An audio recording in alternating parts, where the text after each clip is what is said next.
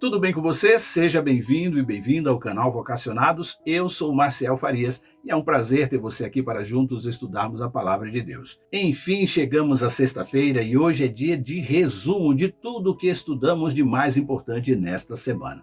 Eu rogo a Deus que você tenha compreendido um pouquinho sobre o que é o dízimo e a oferta, como deve ser a ação de dizimar, como eu e você devemos levar este dízimo à sala do tesouro e um pouquinho mais. Mas se por um acaso você perdeu um dos vídeos esta semana, volta lá na playlist Fidelidade e assiste, vai ser muito bom para o seu crescimento espiritual. Para você que está chegando aqui agora, seja muito bem-vindo e bem-vinda, aproveita, se inscreve no nosso canal, habilita as notificações, deixa o seu curtir e, é claro, comente e compartilhe em suas redes sociais.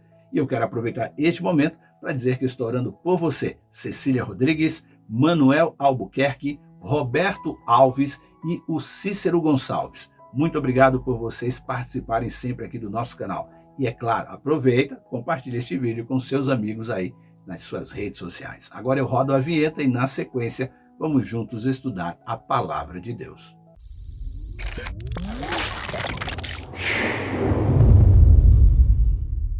Diz a Bíblia: Melquisedeque, rei de Salém, trouxe pão e vinho.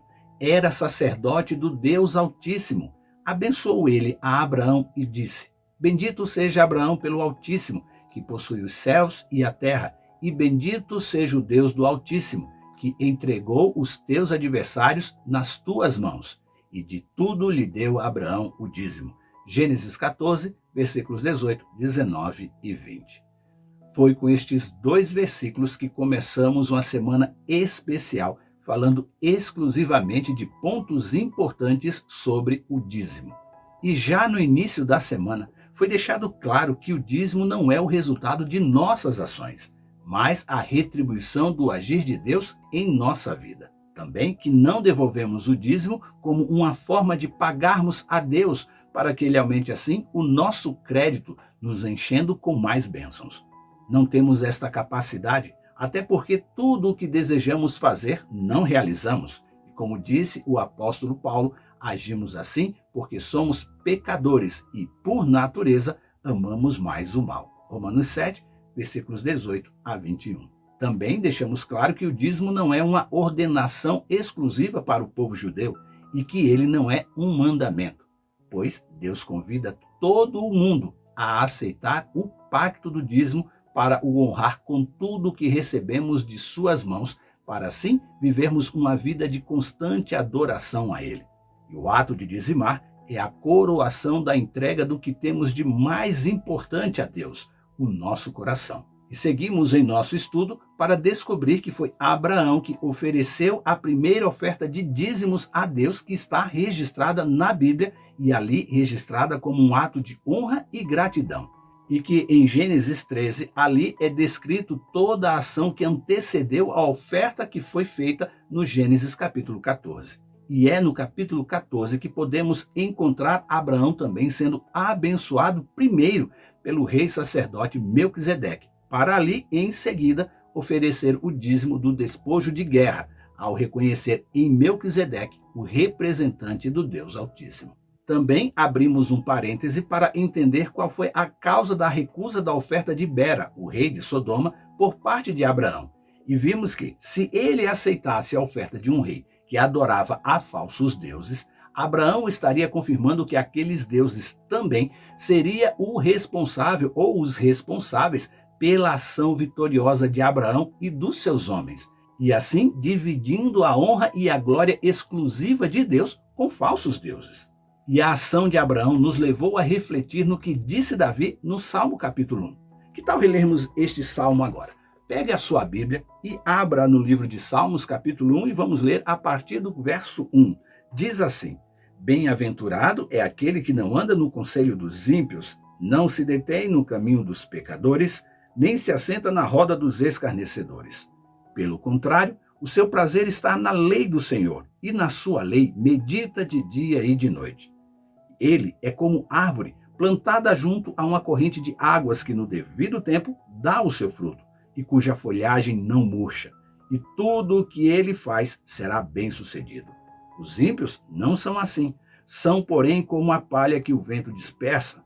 Por isso, Os ímpios não prevalecerão no juízo, nem os pecadores na congregação dos justos. Pois o Senhor conhece o caminho dos justos, mas o caminho dos ímpios perecerá. Que belo salmo este! Mas em seguida, nós identificamos em nosso estudo o que hoje seria a correspondência da Sala do Tesouro, a tesouraria da igreja local. E quem nos auxiliou em nossa jornada foi os escritos de Neemias, designado ali como governador de Jerusalém pelo rei Artaxerxes, que depois de reconstruir os muros da cidade, nomeou, segundo a Bíblia, homens encarregados dos depósitos para as ofertas e os primeiros frutos da colheita e para os dízimos. Está lá escrito em Neemias 12:14. O que revigorou o ânimo e a confiança do povo em Deus. Só que esse período de consagração a Deus durou pouco tempo e logo a liderança do templo estava profanando as dependências da casa de Deus e o povo mais uma vez se corrompeu. E o problema foi causado pelo encarregado da supervisão dos tesouros do templo, que começou assim a ceder favores a um parente próximo, passando a negligenciar o cuidado com os levitas. E tudo isso começou porque os israelitas passaram a desobedecer uma ordem expressa de Deus que proibia os seus descendentes de se casarem com mulheres moabitas. Isso está lá em Deuteronômio 7:3 e 23:3. E por conta dos maus exemplos, como o de Eliasibe, que era o encarregado da sala dos tesouros no templo, muitos crentes hoje passam a rotular a liderança da igreja de corrupta e condescendente, fazendo com que muitos deixem de trazer os seus dízimos e ofertas à casa do tesouro. Ao se tornarem pedra de tropeço da fé de muitos crentes, esses líderes desonestos terão que encarar a ira do Senhor, como está lá escrito em Isaías 57:14, Ezequiel 7:19 e Sofonias 1:3.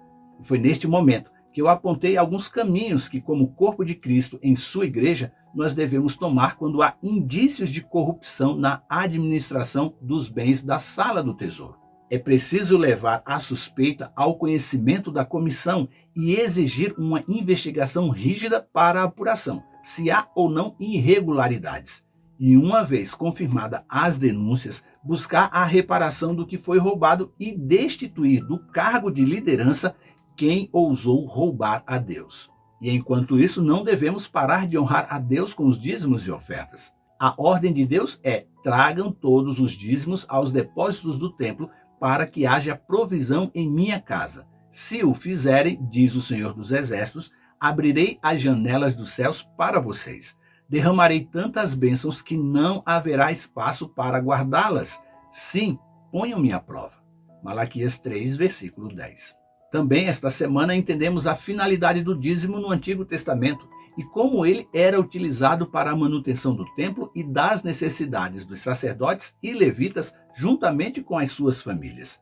E afirmamos que ainda há congregações sérias e que usam os recursos dos dízimos para remunerar pastores, custear as despesas de água, luz, internet, zeladoria, providenciar materiais evangelísticos, recursos visuais e táteis para as crianças da igreja, além de ajudar o departamento de ação social e até remunerar obreiros bíblicos responsáveis em ministrar estudos bíblicos, além de manterem um controle rigoroso dos tesouros do Senhor para que a sua liderança não faça uso destes recursos para suprir as suas necessidades pessoais. E na sequência da semana estudamos e aprendemos que não podemos dar outro destino ao dízimo que não seja a sala do tesouro e que desviar o dízimo para fazer caridade é contrário à orientação bíblica do pacto do dízimo.